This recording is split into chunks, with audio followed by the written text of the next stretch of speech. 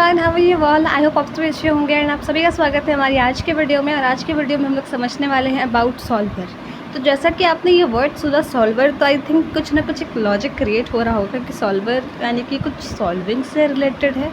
जी बिल्कुल, उससे ही रिलेटेड है।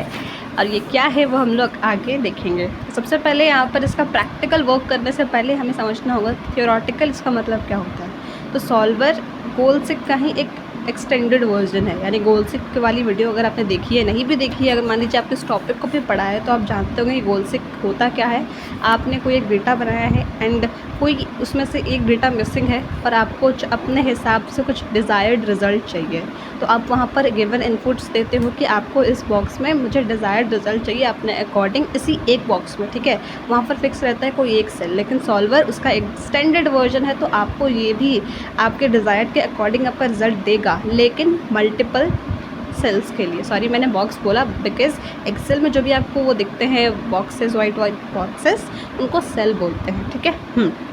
तो ये आप सॉल्वर मल्टीपल सेल्स पर अप्लाई कर सकते हो, यानी मान लीजिए आपने 2 सेल्स ब्लैंक रखे, वो अभी हम देखेंगे, बट अभी आप समझो पहले कि आपने 2 सेल्स भी ब्लैंक रखे और आप चाह रहे हो कि आपका अभी जितना भी टोटल परसेंटेज आया है, मान लीजिए अगर आप मार्क्स की बात कर रहे हो तो उसमें कुछ इंक्रीज़ हो डिक्रीज़ हो, तो आप मल्टीपल सेल्स में अपना गोल परफॉर्म कर सकते हो, ठीक। मैंने थोड़ा सा जूम कर दिया ताकि आपको ये दिखे, बिकॉज विजिबल नहीं था, आई कैन अंडरस्टैंड, ठीक है। तो यहाँ जैसे मैं बोल रही थी आपको कि जो आपका सॉल्वर है वो गोलसिक का एक्सटेंडेड वर्जन है। यहाँ पर मैंने एक से ज़्यादा सेल्स खाली छोड़ दिए हैं।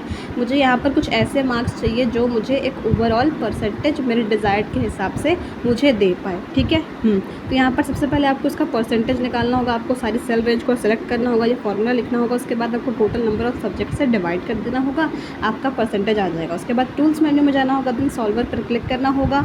आई थिंक कि आपको यहाँ पर विजिबल है आपकी स्क्रीन एंड अब आप यहाँ पर कुछ चीज़ें देखो। मैंने यहाँ पर 80 डाला है, क्यों? क्योंकि मुझे अपना ओवरऑल परसेंटेज 80 चाहिए, इसलिए मैंने वहाँ पर 80 डाला है, ठीक है। अब उसके बाद यहाँ पर बाई चेंजिंग सेल्स है, तो चेंजिंग सेल्स में आपको उन सेल की वैल्यू डालनी है डॉलर साइन के साथ जहाँ पर आप अपने सेल को ब्लैंक रखा है आपने, यानी कुछ वैल्यू नहीं है वहाँ मार्क्स में, ठीक है। अब उसके बाद एक और चीज़ आपको यहाँ पर ध्यान देनी होगी, लिमिटिंग कंडीशन है, उसमें सेल रेफरेंस है। तो सेल रेफरेंस आपको देना है सबसे पहले। मान लीजिए यहाँ पर मैंने कंप्यूटर का दिया है, मैंने बस एक ही सब्जेक्ट का किया है, आप चाहो तो दोनों सब्जेक्ट का कर सकते हो। तो मैंने कंप्यूटर का सेल नंबर लिखा और उसके बाद मैंने ये भी कंडीशन बता दी है कि मुझे SST से ज़्यादा होना चाहिए उसका नंबर, ठीक है। तो जैसा कि आपने देखा आपके पास ढेर सारे बॉक्सेस थे वहाँ पर सेल रेफरेंस में, तो आपको सेल रेफरेंस में उस सेल की वैल्यू को डालना था डॉलर साइन के साथ जहाँ पर आपने ब्लैंक रखा है। तो मैंने बस आपको कंप्यूटर का करके दिखाया और यहाँ पर SST की मार्क्स खुद ब खुद आ गए, जिससे मुझे ओवरऑल परसेंटेज मेरा 80% मिल गया, ठीक है। और उसके साथ साथ एक और वैल्यू थी आपको वहाँ पर देना था, जो मैंने दिया था कि SST से मेरा ज़्यादा आना चाहिए। आई थिंक कि आपको कुछ डाउट्स ज़रूर होंगे, तो यहाँ पर पहले वो क्लियर कर लेते हैं, इसलिए मैंने यहाँ पर उसका स्क्रीनशॉट लगाया हुआ है। जैसे कि आपको सेल यहाँ पर 3 बॉक्सेस दिख रहे हैं सबसे पहले, ठीक है। लिमिटिंग कंडीशंस के अंदर आपको 3 बॉक्सेस दिख रहे हैं, पहले में सेल रेफरेंस, दूसरे में है ऑपरेटर, तीसरे में है वैल्यू। तो इसको 1 बाय 1 समझ लेते हैं ताकि आपके मन से सारे डाउट्स क्लियर हो जाए, ठीक है।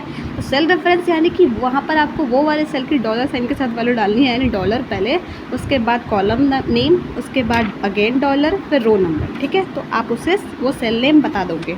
अब उसके बाद क्या करना होता है, आपको ऑपरेटर, आपको उससे बड़ी वैल्यू चाहिए या और भी डिफरेंट ऑपरेटर होते हैं, उनको भी अप्लाई कर सकते हो।